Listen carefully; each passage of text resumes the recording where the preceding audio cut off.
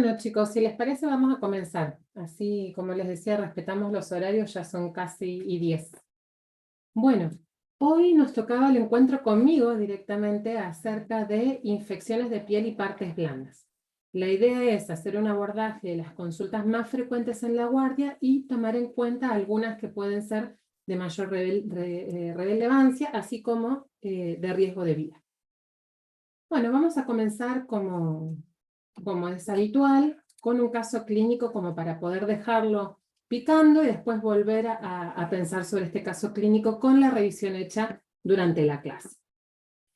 Bueno, este caso clínico es un bebé de 5 meses que está traído a la guardia por su mamá, refiriendo que tiene unas lesiones en piel que ya las tenía antes, pero que ahora lo trae justamente por el empeoramiento de las mismas, y que además le alerta la presencia de fiebre desde hace menos de 24 horas.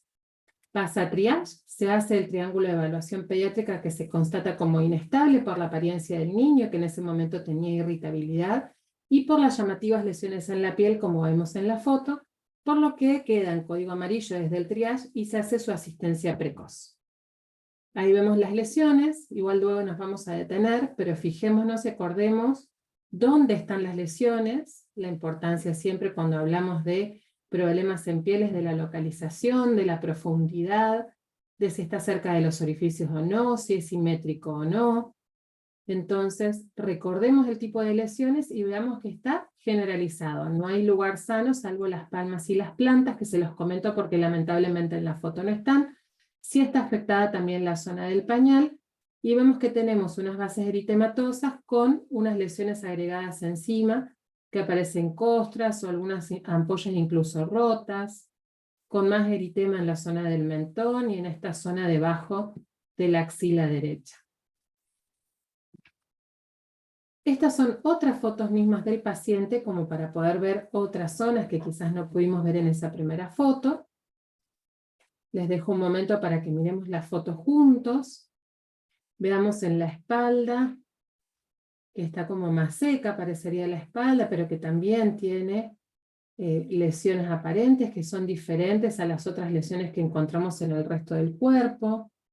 Veamos las piernas, que podemos ver más de cerca las lesiones del paciente. Teniendo en cuenta entonces, mientras ustedes miran la foto, yo les cuento de la evaluación inicial, que siempre, como lo recordamos, lo hacemos por ABCDE.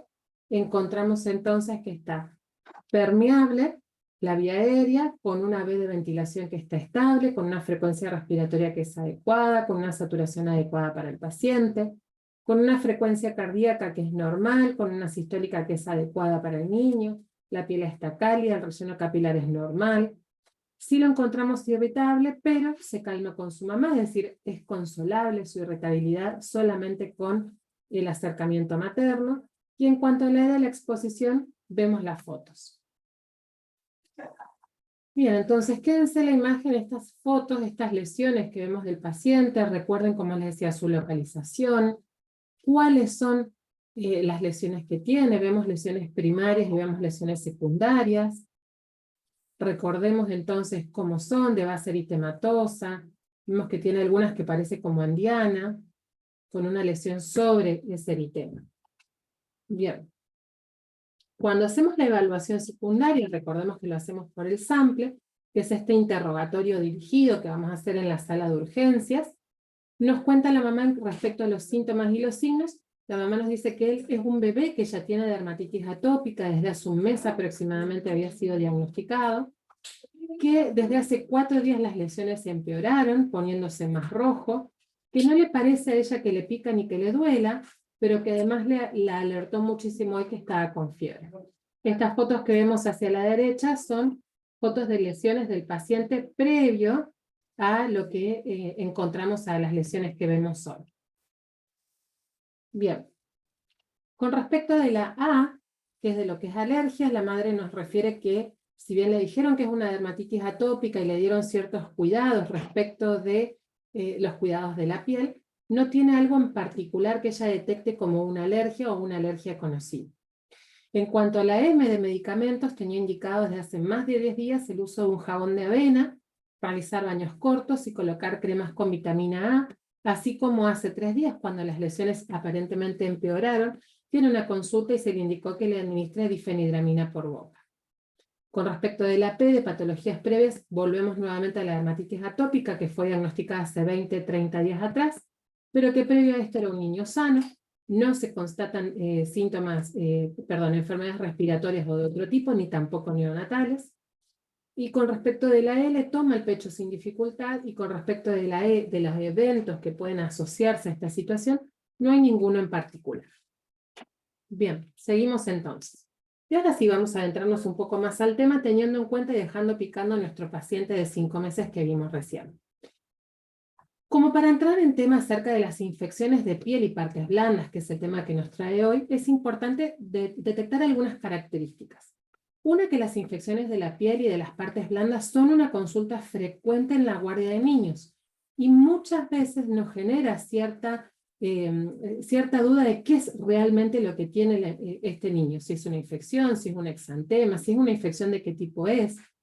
Sí es importante detectar que cuando hablamos de infecciones de piel y partes blandas vamos a tener mayor prevalencia en las estaciones de primavera y verano, es decir, que van a ser consultas muy frecuentes en este momento en particular y lo que nos queda de estos meses, que es de todas las edades, no hay una edad característica para sufrir una infección de piel y partes blandas, aunque sabemos que los menores de 2 años pueden llegar a ser más susceptibles. Pueden estar localizadas en regiones corporales particulares, así como ser más generalizadas, o también tener distintas localizaciones según la profundidad cuando hablamos de la piel. Pueden ser banales, la mayoría de las mismas, y solo requerir un tratamiento tópico y un tratamiento de sostén, y las menos son graves, pero lamentablemente son al punto de generar riesgo de vida del paciente, requiriendo todo un aparato de sostén de complejidad muy diferente a la mayoría de las consultas de infección de piel y partes blandas. Bien. Entonces, como les decía recién, es muy importante el reconocimiento de la afección, no solamente por lugares del cuerpo donde afectan, es importante y diferente si nos afecta periorificial, cara, si es cuello, si es miembro, si es abdomen, si es la zona del pañal, pero otra cosa muy importante también es ver el grado de afección según la profundidad. Entonces, vamos a poder diferenciar, ahora sí, lesiones cuando están solamente en la epidermis, y vamos a pensar en impétigos, y luego vamos a ver las características. Vamos a pensar en lesiones de la dermis, cuando hablemos de celulitis, sobre todo, que de las que tenemos hacia la derecha es la más frecuente.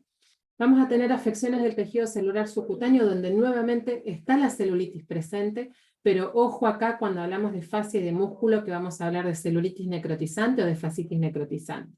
Esos serían como los más importantes respecto a cuando hablamos de profundidad. Y no olvidar que los niños, y sobre todo más hacia la etapa de los adolescentes, pueden sufrir foliculitis, y esto va obviamente a afectar específicamente el folículo pilosum. Bien, entonces vamos a ir ahora haciendo un recorrido por las diferentes infecciones de partes blandas y de la piel, como para detectar situaciones importantes. Esto, obviamente sé que estos son patologías que todos conocen, de hecho vamos a hacer, como quien dice, un repaso de las mismas, y hacer hincapié en algunas situaciones particulares para tener en cuenta acerca del riesgo de vida.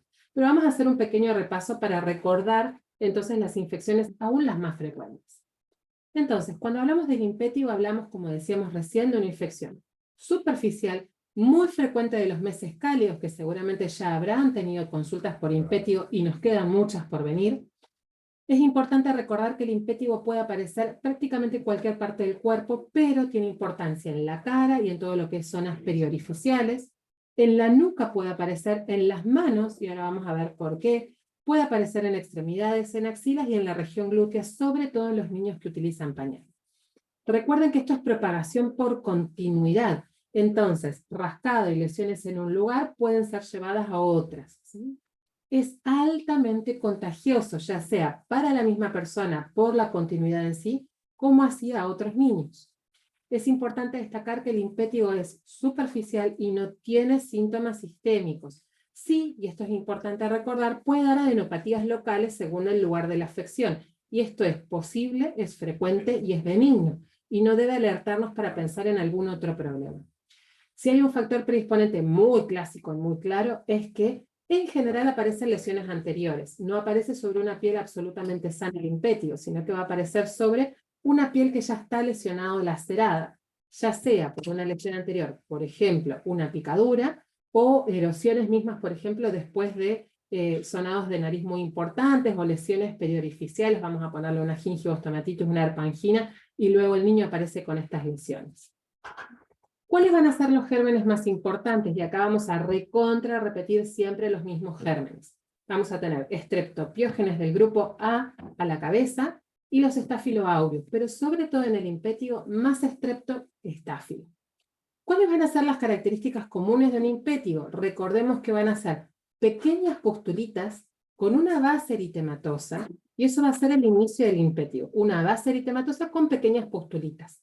Es importante diferenciarlo de lo que es una infección, por ejemplo, como un zóster, que se recuerden que va a ser más vesícula, va a ser limpia lo que está adentro. Esto es pústula. Vamos a encontrar que ese líquido adentro tiene un color, que de hecho cuando se rompe, da la costra melicérica, o la costra melicérica por este color como si fuera miel que tiene pegada al paciente, y podemos tener distintos tipos de impétigo como vamos ahora a diferenciar. El impétigo vesículo pustuloso, que es el más frecuente de todos, o el vesículo costroso cuando ya lleva un proceso o un tiempo más adelante y no tuvo un tratamiento adecuado. Otro tipo de impétigo que no es menor y es importante descartarlo. ¿Por qué? Porque este paciente, si bien tiene una infección superficial, es una infección que puede extenderse muchísimo más que el impétigo habitual o el impétigo común que vimos recién, y en determinados pacientes es un paciente o es un impétigo que debe ser cautelosamente revisado o incluso en ocasiones internado. El impétigo bulloso, ¿cuál es la característica habitual? Además de lo que vimos recién para un impétigo común, es importante saber que en este caso va a haber más estáfilo que estrepto, por eso la característica del impétigo bulloso es diferente, y es productor de toxinas y por eso la posibilidad de que la afección sea más generalizada. ¿Cuál es la característica principal? Una ampolla, ya no va a ser una pústula pequeña, en este caso va a ser una ampolla. ¿El contenido va a ser el mismo? Sí, claro que sí, pero en este caso en una lesión de mucho mayor tamaño. La base va a ser eritematosa, igual que en el impétigo habitual, y lo importante en este caso es que las ampollas se pueden decapitar y queda una zona con mucho eritema y una costra en la medida que pasa el tiempo. Es importante acá reconocer que cuando el impétigo bulloso aparece en pacientes de riesgo como un recién nacido, o las ampollas son muy extendidas o son demasiado grandes, esto requiere cuidados en internación, no por la profundidad de la superficie afectada, sino por la exposición a la que presenta el paciente al romperse gran cantidad de estas ampollas y la piel como queda expuesta con posibilidades de infección e incluso generando también dolor. Es importante reconocer que entonces en estos pacientes que vamos a internar ya no vamos a utilizar el tratamiento vía oral como podemos utilizar en un impétigo de mucha afección o local como es en la mayoría de los impétigos, sino que en este caso será endovenoso. Ahora bien, entonces, ¿cómo hacemos el abordaje de estos impétigos? Es importante recordar que la mayoría de los impétigos no requieren ningún estudio complementario, no hay que gastar en esto, excepto en las formas graves, como dijimos recién, de impétigo bulloso o ampollar. Cuando se pueda, solamente en algunos pacientes podemos tomar parte del exudado de esas pústulas o de esas ampollas, sobre todo cuando pensamos en pacientes inmunodeprimidos, cuando hablamos de lesiones muy extensas, de una evolución muy tórpida y por supuesto si tengo indicación para internar al paciente. ¿Cómo es entonces el tratamiento en sí del impétigo? Entonces vamos a dividirlos en tres. Vamos a tener el paciente con lesiones poco extensas, que van a ser casi el 90% de los pacientes, que es suficiente limpiar la piel y colocar un antibiótico tópico, como puede ser la mupirocina o como puede ser el ácido fusídico. Y acá algo importante que también quería hacer hincapié, porque uno dice, bueno, le ponemos crema con antibiótico. Bueno, ¿cómo lo hacemos? ¿Cuántas veces lo hacemos? ¿Y cuánto es el tratamiento en tiempo que debemos indicarlo? Y esto tiene una especificidad para hacerlo. Tanto la mupirocina como el ácido fusídico, según la bibliografía que uno tome, podemos hacerlo 2 veces en el día o 3 veces en el día, y está descrito que con 5 días es suficiente, aunque algunas bibliografías mencionan que un tratamiento debe ser de 7 días. Uno dice, bueno, como es cremas no requiere un tratamiento tan puntual como es un antibiótico por boca, pero en verdad sí lo requiere para que esto tenga una buena evolución. Entonces recordar, el tratamiento antibiótico tópico 2 o 3 veces por día por 5 a 7 días como mínimo. Menos veces no sirve, la recurrencia más espaciado, tampoco sirve, y más colocaciones de crema lo único que hace es poner crema sobre crema y generar mayores posibilidades de infección. Cuando hablamos de lesiones más extensas, pero en pacientes sin riesgo, es decir, por ejemplo, no es el típico niño que tiene solamente lo periorificial, sino que tiene perinasal, periorificial en boca, alrededor de las orejas, vemos que parte de las manos también, vemos que parte del cuello, la nuca también está afectada. Bueno, bien, en ese paciente que no tiene una pequeña extensión, yo no puedo embadurnarlo y llenarlo de crema. En este paciente, en esta situación, la indicación es el tratamiento por boca. La limpieza de la piel, el cuidado de la piel debe mantenerse igual, y el antibiótico por boca de elección vamos a utilizar cefalosporinas de primera generación, pensando entonces en los gérmenes que afectan esta piel. Dos fármacos podemos utilizar que tenemos todos a disposición en la mayoría de los hospitales y centros de salud, que es el cefadroxilo o la cefalexina. Cuando usamos cefadroxilo es suficiente una dosis de 30 miligramos por kilo por día. Es importante recordar que se hace 2 tomas al día. Y en el caso de la cefalexina se puede utilizar, y hay estudios que avalan la utilización solo de 50 miligramos por kilo por día, y acá sí importante, la cefalexina, guste o no guste, hay que darla 4 veces en el día de ser ideal, o 3 veces en el día, o sea, cada 8 horas. Con uno o con otro el tratamiento debe ser un mínimo de 7 días, e incluso parte de la bibliografía menciona que para no tener recurrencias deberíamos hacer 10 días completos de antibióticos. Y de ahí la utilidad de mayor adherencia en realidad del cefadroxilo versus la cefalexina. Pero ambos tienen buenos niveles de evidencia y buenos resultados. Bueno, después, en internación, ¿qué hacemos con el paciente internado? En este caso, recordemos que habíamos hablado que vamos a hacer el tratamiento endovenoso. En el caso del tratamiento endovenoso, utilizaremos de vuelta cefalosporinas de primera generación, ya sea cefalotina o cefazolina, y en este caso de 50 a 100 miligramos kilo día endovenoso, es una dosis adecuada. En cuanto se puede evaluar al paciente con mejoría clínica, rápidamente esto debería ser rotado a vía oral para permitir el alta del paciente. Sí, pero ahora lo charlamos acerca del agua de Alibur, que tengo algunos comentarios importantes e interesantes acerca del agua de Alibur, porque en general tiene muchísimos beneficios, así que ahora lo charlamos. Bien, sigamos entonces.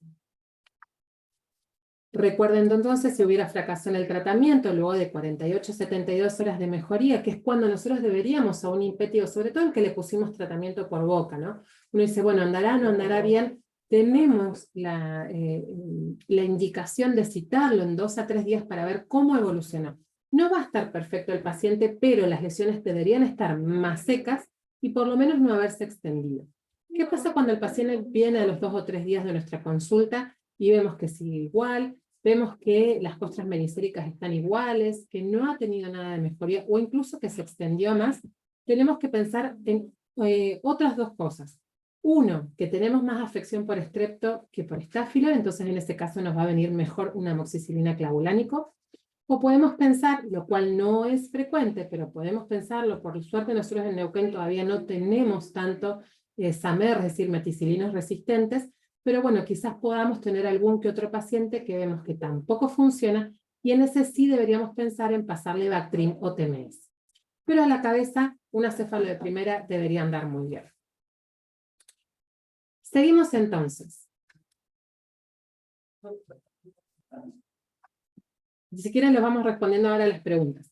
Bueno, con respecto de la limpieza del impétigo, hay que pensar cuando son lesiones húmedas, cuando está mojado el impétigo, que es cuando está más pustuloso, debemos limpiarla. Se puede utilizar jabón blanco, que recuerden que la mayoría de las veces es el mejor limpieza que podemos tener para la piel, salvo cuando la piel ya está muy seca, o en la tapa muy costrosa, quizás el jabón blanco no sea el mejor, porque recuerden que el jabón blanco va a secar. Entonces, cuando tenemos un impétigo que está muy húmedo, el jabón blanco nos va a venir bárbaro.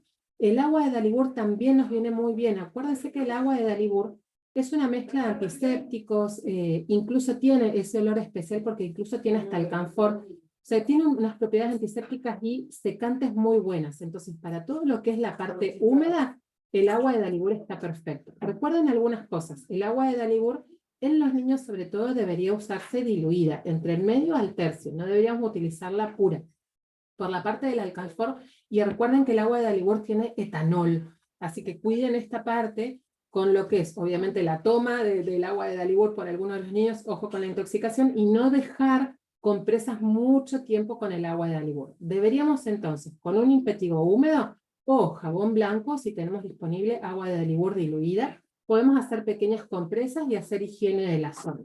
Dejarlo secar, y luego, por ejemplo, podemos poner las cremas que indicamos recién, ¿no?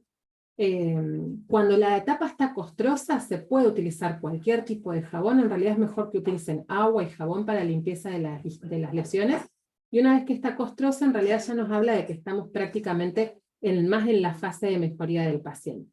Incluso parte de la bibliografía dice que ya en la etapa costrosa casi que no se necesitaría utilizar el antibiótico en crema, ¿no? Pero bueno, sigue siendo de buena práctica utilizar la crema el tiempo que esté indicado igual. Bueno, espero haber respondido sus preguntas acerca de eso. De todas formas, si quieren, después volvemos nuevamente. Sigamos entonces con otras afecciones. En este caso hablamos de la foliculitis. La foliculitis en verdad poco frecuente en los chicos. Sí vamos a tener los chicos más grandes que empiezan a hacerse rasurados. Recuerden que es una infección superficial, que casi siempre es por estáfilo, que obviamente va a aparecer en áreas de la piel en las que tienen pelo. Como les decía recién, pasa más frecuente en el adolescente. Es raro que un pequeñito nos venga con una foliculitis. Recuerden que no, obviamente no va a requerir ningún estudio, y es suficiente de vuelta la higiene de la piel y el antibiótico tópico. De vuelta acá podemos utilizar jabón blanco o podemos utilizar también el agua de Dalibur, sobre todo cuando se ve así como más húmedo, como que la posturita está ahí adentro con la secreción. Bien, entonces, imagen típica de una foliculitis: pústula, chiquita, en general son chicas, son alrededor del folículo piloso, y siempre va a estar alrededor del pelo. Tratamiento, igual que para el impétigo comuncito, chiquitito, de poca extensión. Avanzamos. Forúnculo. Acá tenemos ya otro tema, una infección que si bien puede comenzar como una foliculitis que en su momento no fue diagnosticada o tratada, pero en este caso vamos a tener más profundidad y más tamaño. Y acá es importante porque el forúnculo se puede extender incluso hasta el tejido celular subcutáneo, y en este caso va a formar pequeños abscesos. Así que cuidado con los forúnculos porque requiere un tratamiento diferente del que puede requerir simplemente una foliculitis. No requiere ningún estudio, por supuesto, sí requiere antibióticos que pueden ser locales, pero recuerden siempre cuando tienen un pequeño abscesito, esto es importante en la posibilidad de drenarlo, ya sea con un drenaje espontáneo. Esto no le quiero decir que metan mano en todos los forúnculos que vean, pero sí con un drenaje espontáneo, que puede ser con compresas tibias, dejando madurar el forúnculo y que haga el drenaje espontáneo, o en algunas ocasiones cuando vemos que la situación de drenaje espontáneo con la ayuda con las compresas tibias y el antibiótico local no sucede, sí se puede hacer pequeñas incisiones para retirar el material. Recuerden por favor que los forúnculos, y como vamos a ver los abscesos, duelen para el drenaje, así que traten de no meter agujitas sin nada, no meter bisturí sin nada, porque duele mucho. Recuerden la característica entonces del forúnculo. Vamos a tener entonces ahora una colección purulenta, ya no va a ser la postulita chiquitita alrededor del pelo, sino que vamos a tener un tamaño más grande. Abscesos, así hacemos en conexión con lo que charlábamos recién del forúnculo. Los abscesos es otra infección de piel y partes blandas que sufren los niños con relativa frecuencia, por eso también lo traje el absceso. Y recuerden que es una infección que puede comenzar con lesiones previas o con fístulas o con alguna lesión, ya sea adquirida, vamos a ponerle, o alteraciones de la anatomía que predisponen a que la piel no tenga su barrera intacta, ¿no? Cualquier ruptura o solución de continuidad de la piel hará que el absceso sea una posibilidad. Este paciente que vemos acá es un paciente nuestro que lo derivaron, no me acuerdo si de Centenario, de los chicos de Plotier. Bueno, en realidad este niño tiene como antecedente una fístula preauricular. e hizo desde, y teniendo como foco inicial la fístula preauricular, el absceso posterior. Por eso le decía, no solamente con lesiones, se raspó, se lastimó, lo picó algo, se pinchó un clavo, lo que fuera, sino también pensar en estas anatomías diferentes. El germen que con mayor frecuencia aparece y otra vez aparece nuestro Staphylo aureus, a la cabeza, frente a la mayoría, casi 99% de las infecciones por abscesos de piel y partes blandas. Salvo que estén asociados a lesiones, por ejemplo, con clavos o lesiones en lugares sucios y demás, donde tenemos flora polimicrobiana.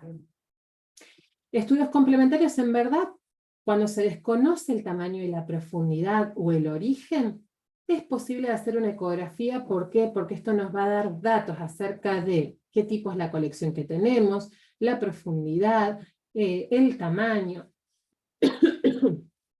Aunque es importante recordar que no es una condición para empezar el tratamiento. Yo puedo empezar el tratamiento y simultáneo o incluso hasta posterior realizar la ecografía para saber la evolución del mismo, ¿sí? Pero recuerden, no necesito una ecografía en todos los abscesos para empezar un tratamiento indicado. Disculpen. Bueno, con respecto al tratamiento. El tratamiento, como decíamos recién, al igual que para el forúnculo, el drenaje es el tratamiento de elección. Nosotros podemos ayudar muchísimo con antibiótico terapia, que es lo que además tiene indicado este paciente. Pero la evolución va a ser muy mejorada, mucho más rápida cuando los abscesos son drenados. De vuelta, vuelvo a lo mismo, pueden ser drenados espontáneamente, ayudando a la maduración, como le dicen los cirujanos, con paños húmedos y tibios, la mayor cantidad de veces en el día que se pueda, acompañando en este caso antibióticos, ya sea por boca, y vamos de vuelta con el cefadroxil o la cefalexina, salvo que pensemos, como les decía recién, en alguna lesión de otro tipo, lesiones sucias que puede haber polimicrobianos o anaerobios, donde podemos utilizar amoxiclavulánico, o cuando tengamos que internar a este paciente, que dependiendo, como les decía, de la extensión y la profundidad, a veces requieren de tratamiento endovenoso. Cuando hacemos el drenaje que no sea espontáneo, es decir, que va a ser bajo un procedimiento del personal de salud, siempre, siempre, siempre los drenajes deben hacerse bajo sedo, analgesia, o incluso si son drenajes, drenajes de abscesos muy profundos, directamente en quirófano. La mayoría de los abscesos que presentan los niños, al ser más bien superficiales, pueden ser drenados en las guardias o en las internaciones bajo una sedoanalgesia sin requerir de una anestesia absoluta del niño. Bien. Acá entonces tenemos como las afecciones más localizadas, como charlamos al principio. Entonces tenemos impétigo, forúnculo, foliculitis, y los abscesos, como dijimos recién, son bien localizados a una parte determinada de la piel, y en general con cierta profundidad, más bien superficial, salvo en el absceso que se puede ir más hacia profundo y tejido celular subcutáneo, al igual que el forúnculo. Vamos a hablar ahora de afecciones más generalizadas. Acá no tenemos un foco del problema, sino un cuerpo con un problema. En este caso, vamos a charlar del síndrome de la piel escaldada. Características importantes del síndrome de la piel escaldada. Acá tenemos de vuelta estáfilo. Acá el estáfilo se volvió mucho más agresivo que los otros estáfilos que vemos en las otras patologías. Y no solamente por la agresión, sino que también puede depender de las características propias del paciente, pero este estáfilo en particular genera esta afección porque es productor de toxinas exfoliativas. Entonces, este estáfilo, una vez que ingresa al organismo, con la posibilidad de la producción de las toxinas, genera una afección más generalizada. Denme un segundo que voy a pedir silencio al lado para poder ayudarnos con el sonido de la clase.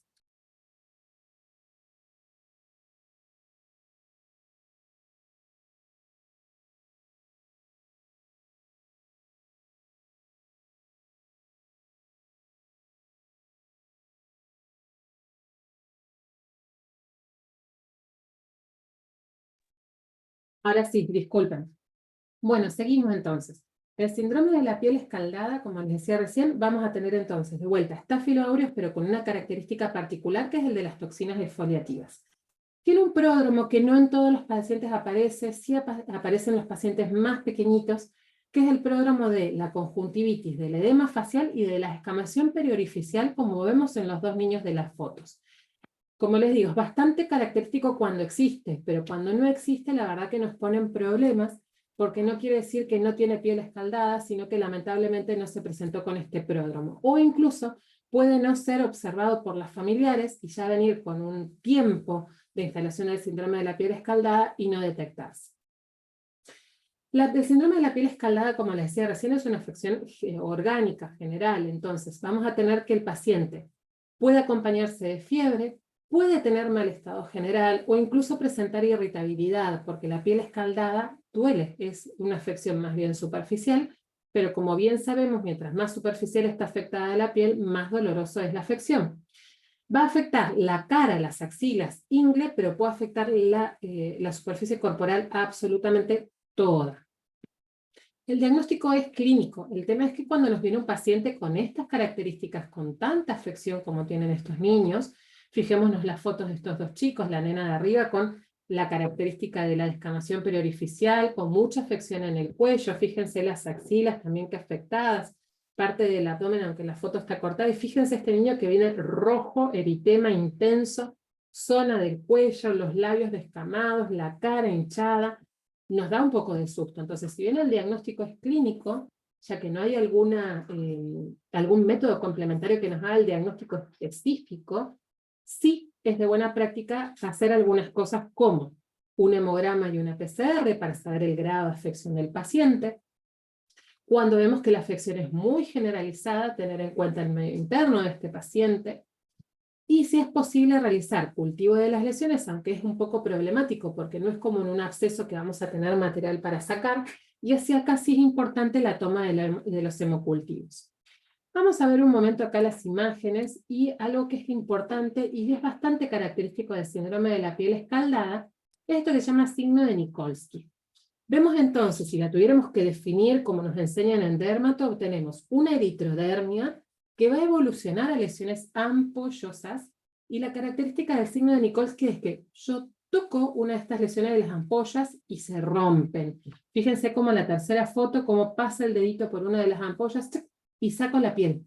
Queda la piel sin la epidermis, ¿no es cierto? La saqué, la barrí directamente. ¿Qué queda cuando hago el signo de Nikolsky? Que cuando saco es positivo, deja una base eritematosa que le da el aspecto de una escaldadura. El paciente, si yo hiciera en toda la piel el signo de Nikolsky, dejo al paciente con esa eritrodermia que tiene el mismo aspecto como si fuera un quemado. Incluso, quizás la nena de más arriba no nos da tanta duda, pero fíjense el paciente del medio. Si yo no les diría que estamos frente a un problema que tiene que ver con una infección de la piel, lo primero que pensamos todos es ese chico se quemó, ¿sí? Y en cambio es un paciente con un síndrome de la piel escaldada, ya con todas las ampollas retiradas, ¿sí? Incluso ese mismo signo, quienes curamos algún quemado, recuerden que cuando sacamos y la ampolla está muy lábil, hacemos clap, y también el signo de Nikolsky también es positivo.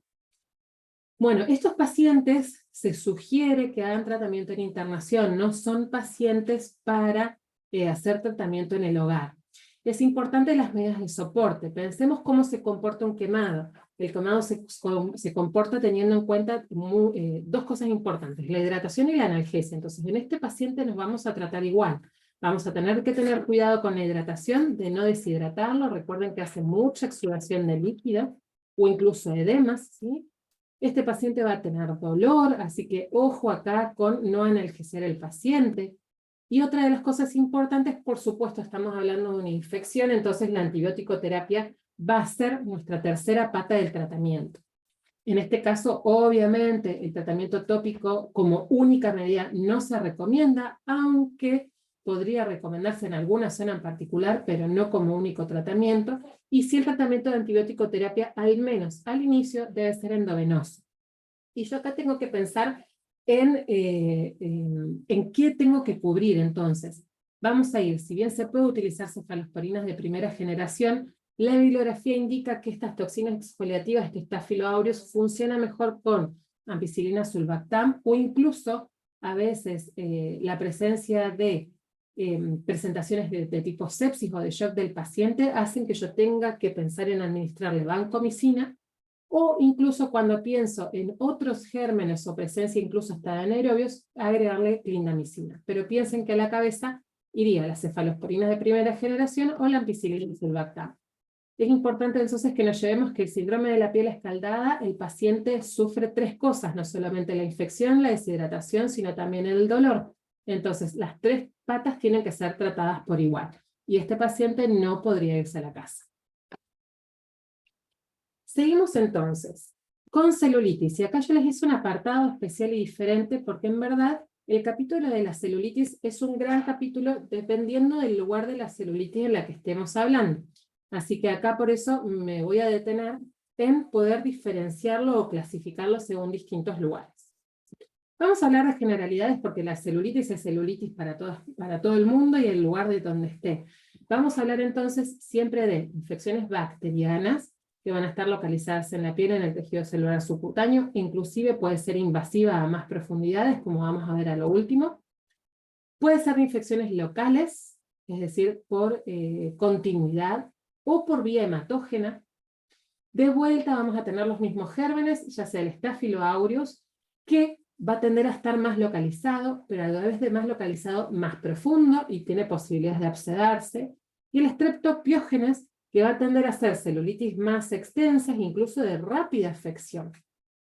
Diferencias en realidad entre los gérmenes, pero en verdad volvemos a tener de vuelta los mismos gérmenes de la piel. Característica principal y común de toda la celulitis es la tetrada de Celso, o de Celso, como le quieran decir.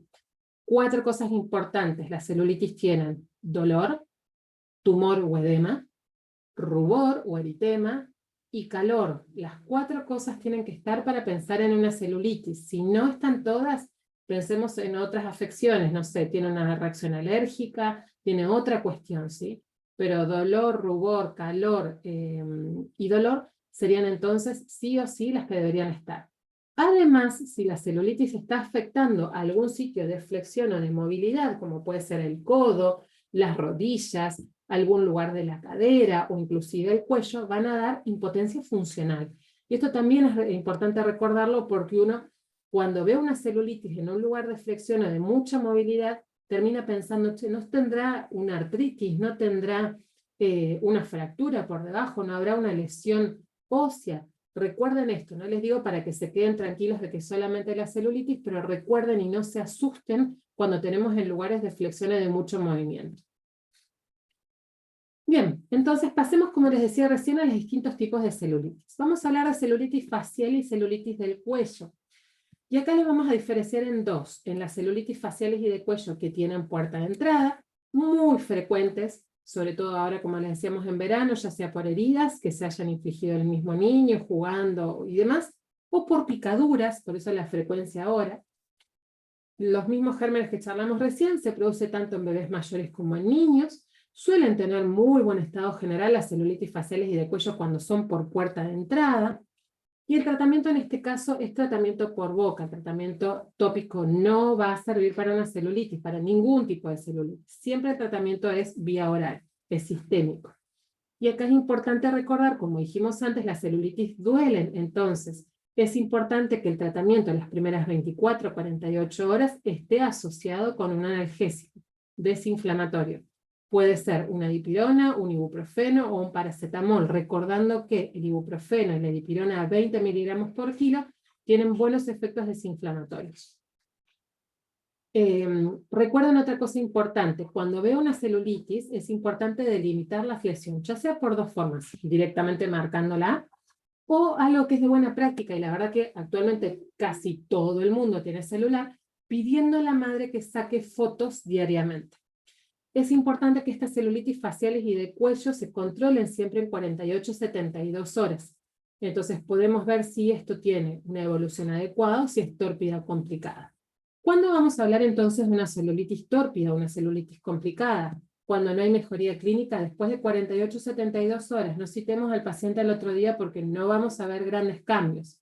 Si presenta fiebre, en general la celulitis cuando es localizada y tiene puerta de entrada, no tiene mal estado general el paciente y es raro que tenga fiebre. Sí puede estar afiebrada la zona, pero no el paciente en particular. En estos pacientes con celulitis tórpidas o complicadas, no en los otros, se podría realizar un laboratorio para ver si hay leucocitosis o leucopenia, o para saber si hay una PCR elevada, y medicar con antibiótico endovenoso en el caso de estas complicadas o tórpidas, pensando en qué es lo que tengo que cubrir. Recuerden que puede aparecer el SAMR en este caso, y sobre todo el que nos llama la atención porque no mejora. Entonces podemos utilizar ceftriaxona o vancomicina ceftriaxona con clinda, ceftriaxona sola, ¿sí? En este caso habría que ver un poco la evolución del paciente, las características del paciente, los gérmenes de cada uno de cada hospital. ¿Sí? Y recuerden que si se genera un absceso asociado a esta celulitis, como siempre hablamos, si es posible drenar, mejor. Pero quedémonos con la celulitis con puerta de entrada habitual, requiere tratamiento antibiótico vía oral, de vuelta cefadroxilo o cefalexina, serían de elección a las dosis ya charladas. Bien, ¿qué pasa cuando la celulitis facial y de cuello no tiene una puerta de entrada, sino que fue por vía hematógena? Esto es más frecuente más en los lactantes menores, ya no tanto en los más grandecitos. Y acá los gérmenes pueden cambiar un poco cuando es por vía hematógena. En las eras pre-vacunación, el Haemophilus influenzae tipo B era el mayor culpable de la celulitis sin puerta de entrada. Actualmente no es tan así, pero sigue estando presente en algunas posibilidades de celulitis. El Streptogalactiae aparece y los gérmenes gram negativos también. ¿Qué debo buscar en el caso de que no encuentro una puerta de entrada? No se lastimó y le apareció, no se pinchó y le apareció. Tengo que buscar siempre quistes gingivales, que pueden ser el inicio en realidad, y casi por continuidad. Por supuesto, consultarle y ver bien al paciente si no presenta signos de bacteriemia, shock y sepsis, los cuales en realidad pueden incluso preceder a la celulitis. El tratamiento cuando no hay puerta de entrada también en este caso debería ser siempre endovenoso. Ya no puedo ajustarme a hacer un tratamiento vía oral si sé que el paciente tuvo una vía hematógena de infección. Y requiere entonces cuidados de soporte por el estado clínico. De ser posible, siempre deberíamos tomar hemocultivos. Y en este caso la bibliografía nos menciona por los gérmenes que vamos a encontrar que ya las cefalosporinas de primera generación no serían suficientes y tendríamos que colocar una de segunda o tercera generación. Y como en la vez anterior, cuando tenemos una celulitis tórpida, agregarle clindamicina o vancomicina si estamos sobre todo frente a un aspecto séptico del paciente. Pero quedémonos entonces con la posibilidad en este caso de hacer céfalos de tercera. Bueno, y otro tema son las celulitis que tienen que ver con la parte ocular. Recordemos que hay dos tipos de celulitis, la celulitis periorbitaria y una celulitis orbitaria o septal, que es sumamente temida y con razón. Vamos a hablar de la celulitis periorbitaria entonces como primera instancia. Ocurren la mayoría de las veces por lesiones directas del párpado, es decir, una celulitis periorbitaria no aparece porque sí, la mayoría de las veces hubo traumatismos, picaduras, otro tipo de lesiones cutáneas, que puede ser lesiones incluso hasta por rascado, cualquier cosa que haga lacerar la piel. O también se habla de las varicelas y aparece en realidad como una infección secundaria, o mordeduras, como les decía, cualquier tipo de traumatismo es en realidad el que es el culpable de una celulitis periorbitaria. Es raro que aparezca espontáneamente. ¿Puede aparecer secundaria la extensión de un proceso inflamatorio infeccioso? Sí, pero siempre en regiones adyacentes, ¿no? Ocurre, por ejemplo, tuvo una sinusitis, tuvo una conjuntivitis, tuvo una dacronitis, o sea, tuvo algo por el lugar, ¿sí? Es raro que aparezca por vía hematógena una celulitis periorbitaria. Características básicas de la celulitis periorbitaria para recordar que tienen ausencia de proptosis, puede ser que el edema que tenga el párpado, recuerden que los párpados son tejidos muy lábiles, entonces fácilmente se edematizan. Una cosa es proptosis y otra cosa es que el párpado esté inflamado, ¿no? Pero importante saber que cuando logramos abrir ese párpado, tiene agudeza visual que es normal, mueve el ojo normalmente en todos los sentidos y eso no le genera ningún tipo de dolor, o a lo sumo cierta molestia, pero no dolor. Y eso nos va a separar las aguas con la celulitis orbitaria. En el caso del tratamiento de la celulitis orbitaria, la Academia Americana de Pediatría recomienda el manejo ambulatorio de casi todas las celulitis periorbitarias y sobre todo hablando de cuándo podemos evaluar la hendidura palpebral. El tratamiento es con amoxicilina clavulánico en este caso, Y se debe valorar la observación hospitalaria endovenosa cuando tenemos pacientes muy chiquitos, cuando la exploración es muy dificultosa por el gran edema que tiene en los ojos el chico, porque yo no sé si entonces voy a estar frente a un orbitario o una periorbitario. Por supuesto, cuando tengo afección del estado general, o en pacientes que sean inmunodeprimidos o no estén bien vacunados. También se debe considerar el tratamiento endovenoso si existe una mala respuesta al tratamiento vía oral y de vuelta volvemos. El paciente debe ser controlado a las 48 horas. La duración del tratamiento, como la mayoría de estos tratamientos antibióticos vía orales, debe extenderse por 7 a 10 días. Con respecto de la celulitis orbitaria, tenemos en realidad que va a ser consecuencia de la extensión por contigüidad, pero ya no algo superficial, sino la mayoría de las veces existe una sinusitis que precede a la celulitis orbitaria. En más del 60% de los casos uno puede luego certificar que los senos paranasales estaban afectados antes de una celulitis orbitaria. ¿Cuál es la clínica más común de las celulitis orbitarias? El edema y el eritema palpebral, y acá no dice, bueno, bien, estoy medio como en la periorbitaria igual. El edema conjuntival, la alteración de los movimientos oculares, de hecho, depende del lugar de la afección, el ojo puede estar fijo, aparece la proptosis, puede aparecer diplopía y hay alteraciones de la agudeza visual, así como en general estos pacientes, como la afección es más profunda, tienen fiebre. Y acá tenemos un gran problema y por eso el porqué del temor de las celulitis orbitarias. El retraso en el diagnóstico y en el establecimiento del tratamiento médico, ya sea tratamiento antibiótico o incluso quirúrgico, hace que haya mayor presión, se descontrole la infección o incluso que puedan aparecer vasculitis secundarias. Esto hay que pensar que el lugar donde estamos afectando, que es después del septum ocular, vamos a tener lesiones en el nervio óptico y pérdida de visión, y por eso y de ahí la importancia y el temor de las celulitis orbitarias. Si bien es cierto, uno dice, bueno, a ver, pero ¿cuántos chicos se complican? Un 10% está descrito en la mayoría de la bibliografía, ya sea con abscesos, superiósticos o abscesos orbitarios, o con estas lesiones que les comprometen el nervio óptico y la pérdida de la visión. Si nosotros pensamos en realidad un 10% de un 100, la verdad que es bastante, por eso a tener cuidado. En este caso, sí es importante, y creo que de todas las lesiones que charlamos es el único que necesitamos diagnóstico por imágenes, y en verdad es que lo necesitamos. Por eso estos pacientes en centros de menores complejidad deberían ser derivados a un centro de mayor complejidad con posibilidades de hacer una tomografía de órbita. En este caso, ¿qué vamos a buscar? Signos compatibles con la afección detrás del septum, o pensando también, por supuesto, cuando tenemos un paciente que nos da duda, como les digo, por el temor, en este paciente que no lo puedo valorar bien, en el paciente que es muy pequeño y tiene menos de un año, que es raro en realidad que haya tenido una sinusitis o que haya sido constatable, en pacientes que yo no tengo mejoría de una celulitis orbitaria, que van desmejorando, presentan dolor, presentan fiebre una vez instaurado el tratamiento. Bueno, esos pacientes deben realizarse el estudio complementario de elección, que es el gold estándar, que es la tomografía. Entonces, cuando yo, ¿cómo abordo, cómo exploro estos casos de celulitis? Vayamos siempre a buscar y a mirar el edema palpebral, si nos permite abrir la hendidura palpebral. Veamos la conjuntiva tiene hiperemia, tiene edema, tiene secreción, ojo. Valoremos la agudeza visual del paciente en ambos ojos. ¿Tiene movimientos oculares? Sí o no. ¿Tiene reflejos pupilares? Sí o no. Si es un niño mayor, bueno, intentar valorar la función del nervio óptico como hacemos cuando evaluamos la parte de neurología, si tenemos disponible en buena hora hacer un fondo de ojo perfecto, y como siempre, en realidad como primer punto, valorar la afección del estado general.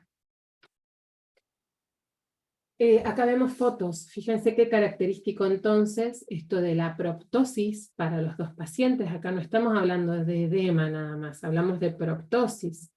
Fíjense el eritema que observamos, bueno, estos pacientes no los podemos ver en vivo, pero seguramente deben tener mucho dolor. En estos pacientes, sobre todo en el primero, no es posible ver nada de la hendidura palpebral, entonces si me genera duda, por más de que tenga muy buen estado general, es un paciente pequeño, este paciente debería tomografiarse sí o sí. Y vemos abajo una tomografía. Fíjense la diferencia entre la afección de un lado y otro lado del ojo. Fíjense la lesión que se ve por detrás del globo ocular en uno de estos ojos. Y el edema periorbitario, que se ve a diferencia del contralateral. Bien. En el caso del tratamiento, la Academia Americana de Pediatría considera adecuada la administración de vancomicina directamente para la cobertura de una streptoneumonía resistente a penicilina, y el Staphylo aureus resistente a meticilina. Por eso lo recomiendan como tratamiento de elección, asociando ceftriaxona, ampicilina sulbactam o pipertazo. Fíjense que allá nos fuimos allá arriba. Y otra cosa importante, no necesito la tomo para empezar el tratamiento antibiótico. Esto recuerden que el paciente necesita su tratamiento lo antes posible. Y va a haber que jugar entonces con la combinación de estos 4 fármacos. La vancomicina casi siempre, y juguemos con la unión de ceftriaxona, ampicilo o pipertazo. Hay estudios que sugieren agregar corticoides sistémicos, aunque tienen bajo nivel de evidencia, y esto con el fin de desematizar los párpados y permitir algo de hendidura palpebral para permitir entonces la evaluación del paciente. Y en este caso, la celulitis orbitaria es un tratamiento que es interdisciplinario, no solamente el médico que asiste a ese paciente, el enfermero que asiste también al paciente, sino que también tenemos que ver acá oftalmo, cirugía en algunos casos o incluso hasta infectología. ¿Hay un tratamiento quirúrgico oftalmológico para hacer? Sí, claro que sí, y esto es en realidad terreno ya del oftalmólogo especialista, pero sabemos que cuando el absceso si se asocia abscesos es muy grande, más de 10 milímetros, si no está en la localización medial y está hacia los laterales, si tenemos, o por supuesto ni hablar, una complicación intracraneal, cuando el paciente es muy grande, cuando la proptosis es muy grande, cuando haya gas adentro de la órbita, sabemos que este paciente probablemente tenga que tener una combinación no solamente de un sostén general médico, sino también de un tratamiento quirúrgico. Bueno, acá vemos distintas fotos. Repasemos acá, para quienes no recordaban, el septum de la órbita. Acá tenemos la anatomía normal arriba, en la fotito de arriba. Fijémonos acá abajo, en esta que tiene los 2 ojitos y las 2 figuras anatómicas. Fíjense lo que es periorbitario, dónde están las lesiones y el edema, a diferencia del que es orbitario o septal o postseptal, que fíjense la afección y el edema y la inflamación cómo se ve por detrás del septum, y de ahí la explicación de por qué aparece la proptosis, ¿no? Fijémonos en las imágenes del medio, tenemos periostios normales, un ojo normal, al lado de la celulitis preseptal, con la afección en rojito, en color como rosado, ladrillo, salmón, y la celulitis orbitaria y sus complicaciones, y las diferentes tipos de celulitis orbitarias, con una celulitis difusa, fíjense la afección de toda esta cavidad, el acceso subperióstico, que lo vamos a encontrar justamente por debajo del globo ocular, pero también por debajo del nervio. Fíjense el absceso subperióstico a diferencia de cuando está por debajo de la cavidad, y la trombosis del seno venoso en la última figura, que también puede generar también la proptosis, dependiendo del grado de inflamación. Bien. Entonces ahí tendríamos con las celulitis orbitarias y periorbitarias. Ya casi terminando nos queda celulitis por infección dentaria, muy frecuente lamentablemente por el mal estado dental de la mayoría de nuestros niños. Estas celulitis se producen secundarias a caries. Es verdad que están descritas también por trauma, pero lamentablemente en nuestro medio se dan por el mal estado de los dientes de nuestros chicos. En general, por suerte son formas leves, pero requiere 2 patas de tratamiento. El tratamiento antibiótico vía oral, en este caso no podemos poner una cefalo de primera, pensando también en gérmenes de boca, y necesitamos entonces la amoxicilina clavulánico. Recuerden, como toda la celulitis duele, así que las primeras 48 horas debemos acompañarlo de un analgésico antiinflamatorio. Y por supuesto el tratamiento odontológico no en crudo, no ahora, no cuando esté infectado, pero sí prontamente al resolver la infección. Y acá vamos a tener, según la afección de las piezas dentarias, ¿qué me puedo imaginar yo cómo tiene las lesiones? O al revés, según la lesión que me aparezca el paciente, ¿dónde me puedo imaginar yo que está el problema de las piezas dentarias? Fíjense que las piezas dentarias del maxilar, cuando es anterior y superior, la mayoría de las veces aparecen con edema infraorbitario o con edema lateral de la nariz, y pueden generar además alteraciones del labio superior, como la niña que vemos en la foto de abajo. O cuando tenemos problemas en el maxilar inferior, puede haber celulitis submentoniana agregada o submaxilar agregada, e incluso puede haberse abscesos retro o laterofaringeos. Y recuerden también que cuando afecta el maxilar inferior, puede hasta incluso acompañarse de trismus. Y de ahí la importancia de los analgésicos antiinflamatorios. Y para terminar, y ya casi llegando de vuelta al caso clínico, hablemos, menciones en verdad, porque esto quizás merezca un capítulo aparte, de la celulitis necrotizante. La celulitis necrotizante vamos a hablar de vuelta de una infección bacteriana, como venimos hablando todo este tiempo, pero es superficial del tejido celular subcutáneo, y acá la diferencia es la fascia muscular y los músculos que están afectados, generando no solo inflamación, como vimos en todas las celulitis anteriores, sino que también la necrosis, y de ahí el nombre de esta celulitis. Es de muy baja frecuencia, pero de rápida progresión y de altísima mortalidad. Se ha visto y está descrito que tiene cierta asociación con varicela. Si uno pudiera, si bien es muy poco frecuente en estos niños, volver para atrás en el interrogatorio, un gran porcentaje de estos pacientes tuvieron varicela en un corto periodo. No así, y diferente las celulitis necrotizantes de los adultos. Nada que ver, capítulo aparte. Pero en los niños hay cierta asociación. ¿Cómo se presentan estos pacientes? En verdad son pacientes graves, entonces se presentan la mayoría de las veces en shock. La característica de la piel es lo que vemos ahí, es piel violácea, con anestesia central, con dolores periféricos a la zona de la necrosis, puede haber vesículas, puede haber bullas. Lamentablemente cuando vemos mucha clínica es porque estamos tarde. Las celulitis necrotizantes son polimicrobianas, entonces acá ya tenemos estáfilos, estreptos, anaerobios, pseudomonas, bacteroides. En verdad tenemos una flora polimicrobiana que está descrita en casi todos los casos de celulitis necrotizante. ¿Qué hacemos con estos pacientes? Desde ya, si bien el antibiótico es sumamente importante, el tratamiento de sostén del riesgo de vida de este paciente es lo que prima. Entonces, el tratamiento de soporte a la cabeza. Y ante la sospecha se debe iniciar la antibioticoterapia empírica, cubriendo todos estos gérmenes mencionados. Entonces, en este caso, este paciente necesitará una cefalo de tercera, como una ceftriaxona, más un antianaerobio como puede ser una clindamicina o un metronidazol, ¿sí? Pero debe ir siempre a la ceftriaxona. Estos pacientes también son interdisciplinarios, el médico solo no puede tratar a este paciente necesita de cirugía. Incluso está descrito que las cirugías precoces para las fasciostomías de estos pacientes disminuyen la mortalidad de casi un 50% que tienen estos pacientes, la mitad se mueren, a un 12%. También está descrito, y esto no en toda la bibliografía, pero sí sobre todo en la que es pediátrica, el uso de la inmunoglobulina específica intravenosa como una posible terapia coadyuvante, pero que no quita el lugar ni de la cirugía ni de la antibiótico-terapia.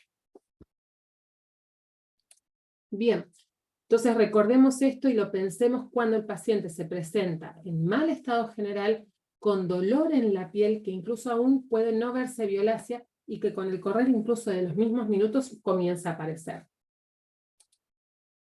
Bien, entonces habiendo hecho todo ese recorrido clínico que hicimos por las infecciones de piel y partes blandas, y siendo correctos con el tiempo, tratemos de volver al caso clínico, y acá vamos a jugar un poquito con idas y vueltas, así que los voy a hacer votar. Tenemos entonces, para recordarnos, ¿no?, la vuelta al caso clínico, para quienes llegaron un poco más tarde, un paciente de 5 meses con el antecedente de la dermatitis atópica, que tuvo varios tratamientos locales, jabones de avena, cremas con vitamina A, que en este caso fuimos alertados de la consulta y la madre lo trae porque, si bien la dermatitis atópica era una dermatitis atópica común y corriente, hace 4 días comenzaron estas lesiones y hoy consulta por fiebre.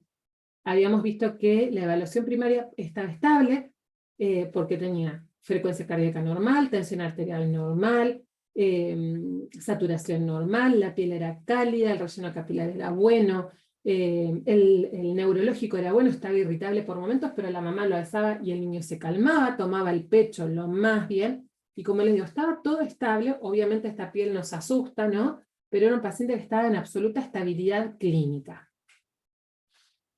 Bueno, ahora bien, entonces, teniendo en cuenta este repasito que hicimos recién, vamos a tratar de votar a ver qué nos parece. El paciente, entonces, con lo que charlamos recién, y un poco ya se los dije yo recién, ¿el paciente está estable o inestable? Vamos a repasar también un poco de triage. Y acá van a ver que tienen una pregunta para responder y para votar, hacen clic en su pantalla, ya sea que les parece que está inestable por la presencia de las alteraciones de la piel, ya sea que está inestable porque la evaluación primaria requiere de una intervención, ya sea que está estable porque tiene un triángulo de evaluación normal, o puedo decir que está inestable por el TEP porque la apariencia es mala del paciente, pero que el ABCD no requiere intervenciones inmediatas. Así que les dejo un tiempito para votar.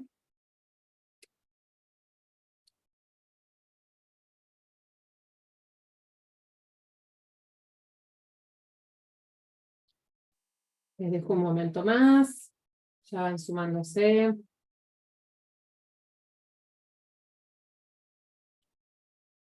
Ahora charlamos acerca de la respuesta correcta y podemos discutir luego, darnos un tiempito de discusión.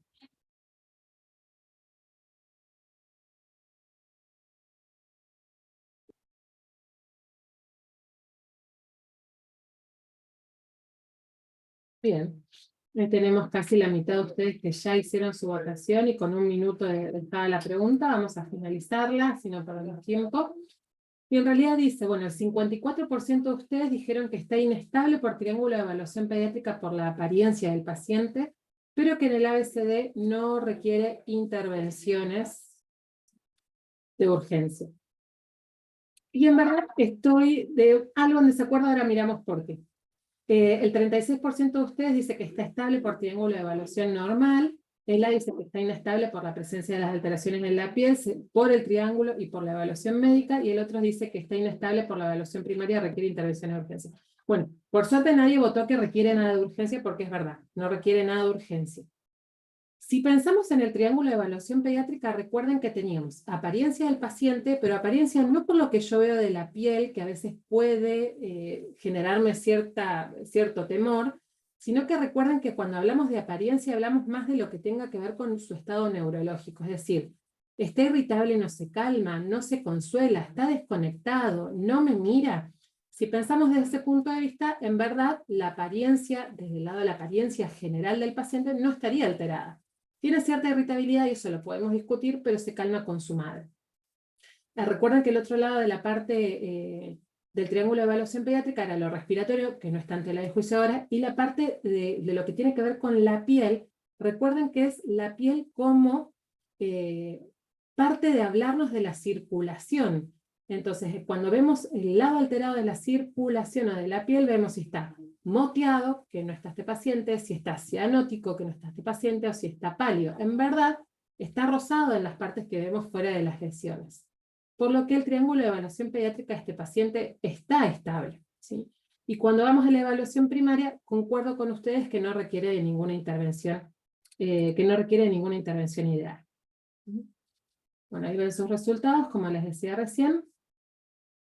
Vamos entonces a continuar.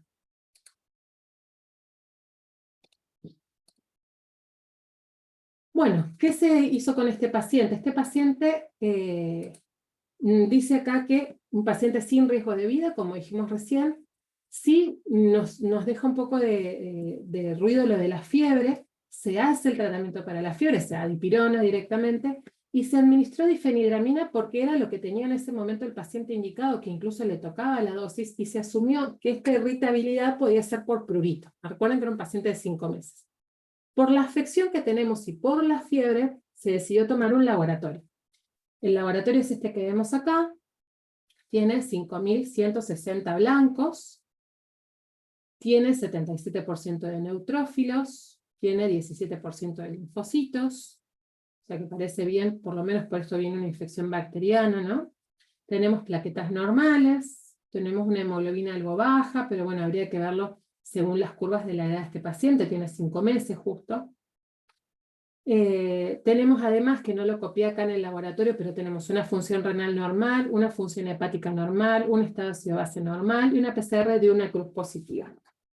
Bueno, la siguiente consulta, como para poder votar antes de pensar en un diagnóstico, es: ¿tenemos síntomas, signos o laboratorio de riesgo? Y ahí van las votaciones.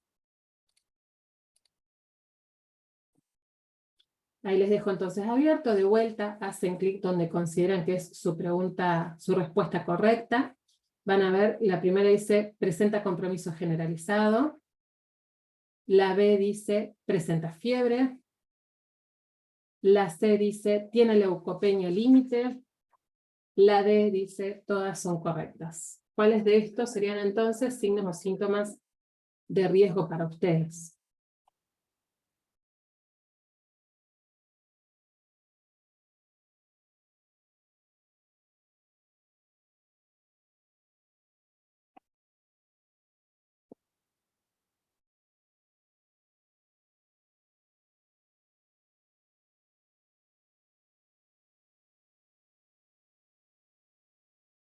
Bien, vamos a dejar que se cumpla el minutito de la votación. Que estamos, ya votaron más de la mitad de ustedes, así que ahí les comparto sus resultados.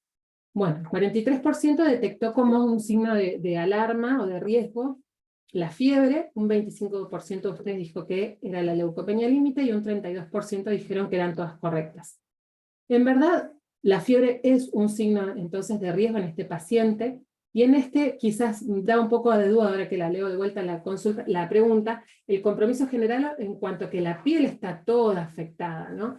Y en cuanto a la leucopenia límite, sí es cierto, recuerden que menos de 5.000, así como el más de 15.000, son dos puntos de corte para pensar en pacientes de riesgo, ¿no? La leucopenia menos de 5.000 o la leucocitosis de más de 15.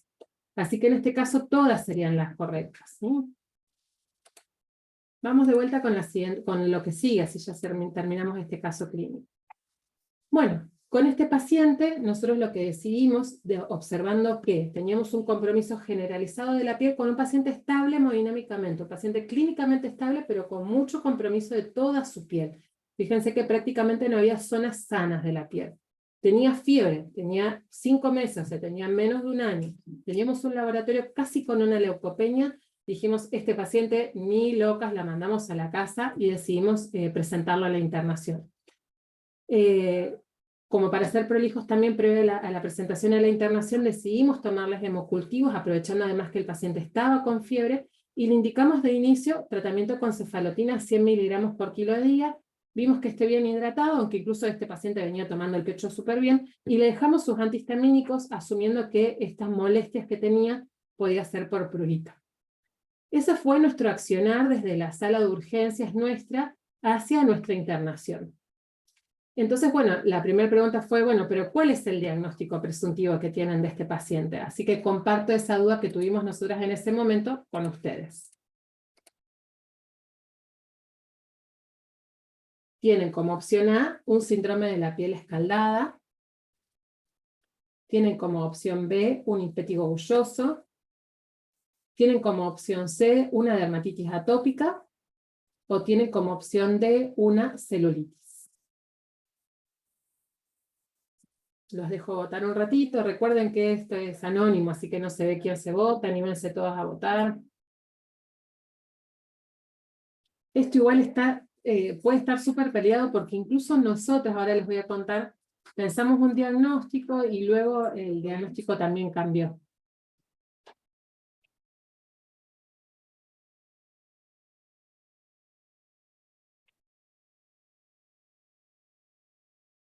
Alguien acá en las preguntas y respuestas decía que les parecía que era un impétigo. Los dejo votar, ya se cumplió el minuto. Bien, ahí les comparto para que vean los resultados.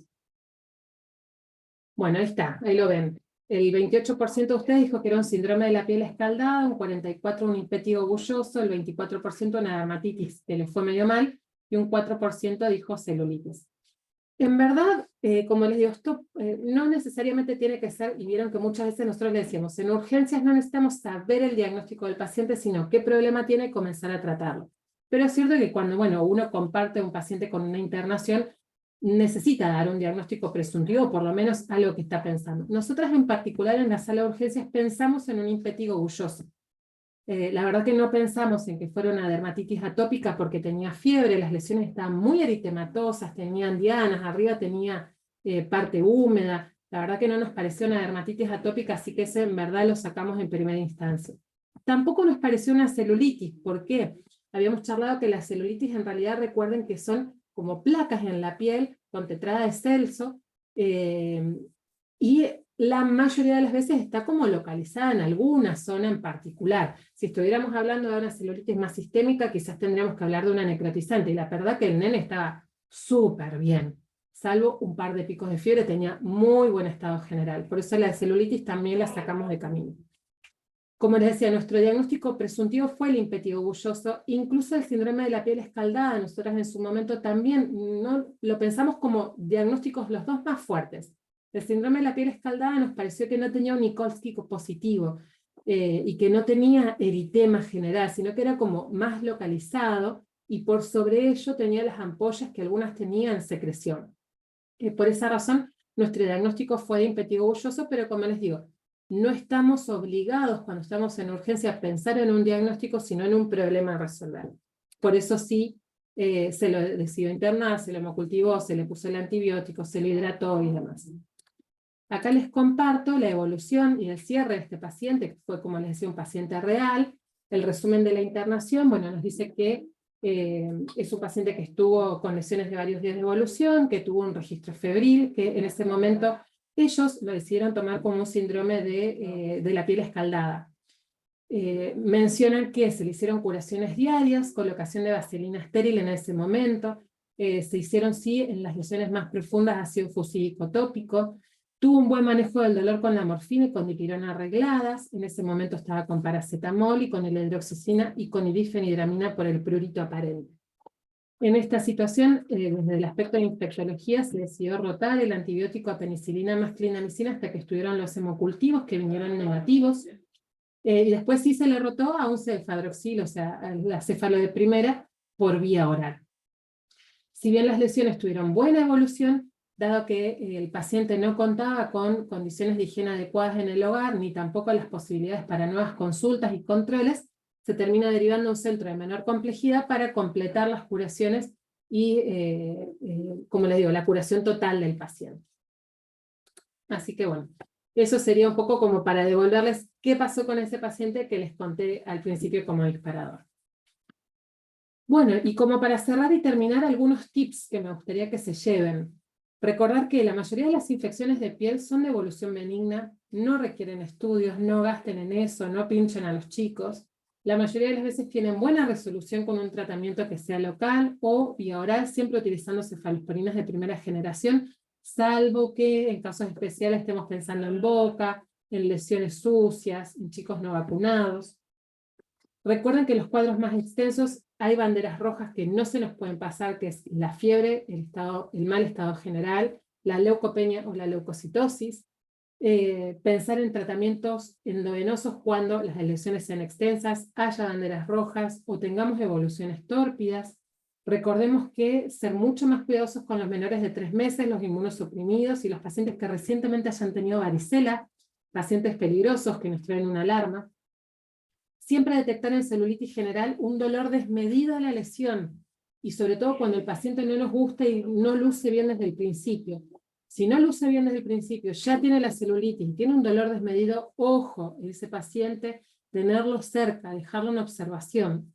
Siempre en celulitis, cuando hablamos de celulitis ocular, evaluar la proptosis. Eso nos va a dar la pauta de si estamos antes o después del septum.